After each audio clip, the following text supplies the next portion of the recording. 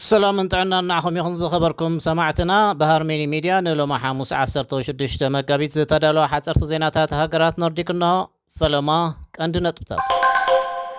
ترك نحطو متصنبار فينلاند نابنيتو كنما مرجان مقبال دلوتي اتباهيلو تحوت اتاوي ام سدرابيتات بزح قدل نابرا يحلفو مهلاهم تقليتو حقي قدود كنكن داقي مكرأة كيلاتات صويعم نايزيو من كالوتن زينات زرزرات دحر زحات صار مساقري تتصبينا مسانات صنح كارت زخفل اللو وقتي تمار ربع كم زجمرن زودالو نايقي زي قدب كم تغمت اللون تقليتو بمسارة زدما شمون تنت بسلسة مليون شودناوين ناي كارت قطعي بمملاك ساب كلتا قنبوت ابزلو جزي كفليتهم كفتسومي ام تباهيلو زيد اللي جيجاتات موقات سبات ابكندي بورقت بو اونلاين نزي قطعي كمالو متحساسب غريب الله تمال تراي 1 مليون سبات نزي قطع مملኦም زغلص ኤጀንሲ ቀረጽ ሾደን ዝበዝሑ ካብ ዞም ከፈልቲ ኣብ መጀመር ዝዓመት ኣዝዩ ብዙሕ ከፊሎም ስለዝነበሩ ካብ ኣካብ ቀረጽ ገንዘብ ክወስዱ ምዃኖም ወሲኹ መልኪቱ ቅድሚ ምውዳእ ዝሕዝናዮ ዘለና ወርሒ ነዚ ቀጥዕ ዝመልኡ ሰባት ኣብ መጀመር ወርሒ ሚያዝያ ገንዘቦም ክቕበሉ እዮም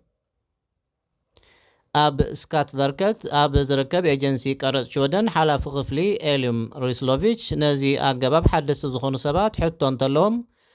ብዝተፈላለየ ቋንቋታት ዝተዳለወ መርበብ ሓበሬታት ኤጀንሲ ክወከሱ ወይ ድማ ፃውዒት ክገብሩ ይኽእሉ እዮም ኢሉ ኣሎ ኣብ ዝሓለፈ ወርሒ ለካቲት መጠን ዝቕባበት 9.4 ሚእታዊት ምብፅሑ ብስታቲስቲክስ ሾደን ዝወፀ ሓድሽ ኣሃዝ ኣመልኪቱ ዝዝቕባበ ምስ ኣብ ወርሒ ጥሪ ዝነበረ ኣሃዝ ማለት 9.3 ሚእታዊት እንክወዳደር ብባዶ ነጥቢ 1 ሚእታዊት ዝዛይድ ኮይኑ ንመጠን ዋጋ ሸመቲ ውሱን መጠን ወለድን ዋጋ ፀዓትን ኣብ ግምት ብምእታው ዝተዳለወ እዩ ተባሂሉ ኣሎ ማእከላይ ባንክ ሾደን ነቲ ውሱን መጠን ወለድ ዘለዎ ዋጋ ሸመቲ ኣብ ግምት ብምእታው ናይ ዝቕባበ መጠን ከም ዝዕቅንን እዚ ድማ ንዝስልዖ መጠን ወለድ ከም ዝጸሉን ሬድዮ ሾደን ጸብጺባላ ዝናኾነ ኣብ ዝሓለፈ 12 ኣዋርሕ ጥራይ ዋጋ ምግብን ኣልኮላዊ ትሕዝቶ ዘይብሉ መስተን ብ20 ሚእታዊት ምውሳኹ ስታቲስቲክስ ሾደን ኣመልኪቱ ዝወሰኽ ካብ 1950ታት ንዳሓር ተራእዩ ዘይፈልጥ ምዃኑ ተገሊጹ ኣሎ ቱርክ ንምጽንባር ፊንላንድ ናብ ኔቶ ካብ ሾደን ፈልያ ከተጽድቆ ውጥን ከም ዘለዋ ተፈሊጡ እዚ ምጽዳቅ ቅድሚቲ ኣብ 14 ግንቦት ዝካየድ ባይቶኣውን ፕሬዝደንታውን ምርጫ ክትግበር ከም ዝኽእል ክልተ ሰብ መዚ ቱርክ ትማል ረቡዕ ንሮይተርስ ሓቢሮም ባይቶ ቱርክ ኣብ መፋርቕ ሚያዝያ ምርጫ ንምክያድ ቅድሚ ምዕፃው ንኣባልነት ፊንላንድ ናብ ኔቶ ከጽድቕ ይኽእል እዩ ክብሉ እቶም ሰብ መዚ ወሲኾም ገሊጾም ኣለዉ ዝናኾነ ፕሬዝደንት ፊንላንድ ናይ ስራሕ ምብጻሕ ንምፍጻም ናብ ቱርክ ክጓዓዝ ከምኡውን ጽባሕ ዓርቢ ምስ መዘኑ ፕሬዝደንት ኤርዶጋን ኣብ ኢስታንቡል ክራኸብ እዩ ብመሰረት ጸብጻብ ሬድዮ ሾደን ክብሪ ናብራ ኣብ ዝለዓለ ደረጃ በፂሕሉ ኣብ ዘለወሉ ኣብዚ ሕጂ እዋን ብርክት ዝበሉ ትሕት ኣታዊ ዘለዎም ስድራ ቤታት ብፍላይ ድማ ቆልዑ ዘለዎም ስድራ ቤታት ብድሆ ዝመልኦ ናብራ ይሕልፉ ምህላዎም ሬድዮ ሾደን ጸብጺባ በዚ ድማ ድሕሪ ቀረጽ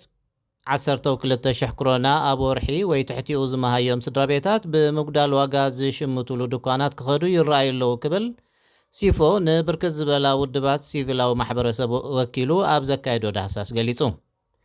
ሓደ ካብዚኣቶም ኣሕመድ እስማዒል እዩ ንሱ በዚ ዘሎ ክብሪ ናብራ ክራይ ገዛ ምኽፋልን ከም ቀደምና እንደልዮ ዕዳጋ ምግባርን ኣይንኽእልን ኢና ዘሎና ድሕሪ ምባል ብምኽንያት ክብሪ ናብራ ኩሉ ሳዕ ኣብ ስራሕ ትሑዝ ኮይኑ ምህላው እዚ እንተዘይገይሩ ግና ናብራ ኣዝዩ ክኸብዶ ከም ዝኽእል ወሲኹ መልኪቱ በዚ ክብሪ ናብራ በይኖም ደቆም ዘዕብዮ ወለዲ ብፍላይ ዝኸበደ ብዶ የሕልፉ ምህላዎም ሬድዮ ሾደን ጸብጺባላ ምስ ሃርሜኒ ሚድያ ከም ዘለኹም ክቡራት ሰማዕትና ኣብ መወዳእታ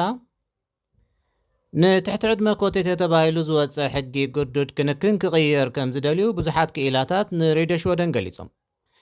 እዚ ዝኸውን ዘሎ ሬድዮ ሾደን ደቂ ኣንስትዮ ብምኽንያት ፍኑ ፆታዊ ባህርያትን ካብ ደቂ ተባዕትዮ ብኣዝዩ ዝበዝሐ መጠን ናብ ዝጉዱድ ክንክን ይኣተዋ ምህላውን ድሕሪ ምፅብጻባ እዩ እዚ ሕጊ ምስ ግዜ ይኸይድ ድዩ ንምርኣይ ዳግማይ ክግምገም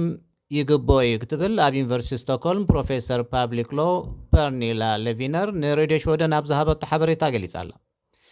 ኣብ ዩኒቨርሲቲ ሉንድ ፕሮፌሰር ፓብሊክ ሎ ቲቲ ማትሰንቦ ገና ፍኑው ጾታዊ ተግባራት ከም ኩሉ ካልእ ንጥፈታት ንገባሪኡ ሃሳዩ ይኹን እምበር እዚ ጉዳይ ካብ ደቂ ተባዕትዮ ንላዕሊ ኣብ ደቂ ኣንስትዮ ዝያዳ ነውሪ ኮይኑ ጠንቂ ጉዱድ ክንክን ክኸውን ኣይግባን ክትብል ነቐፌታ ገሊጻ ኣላ።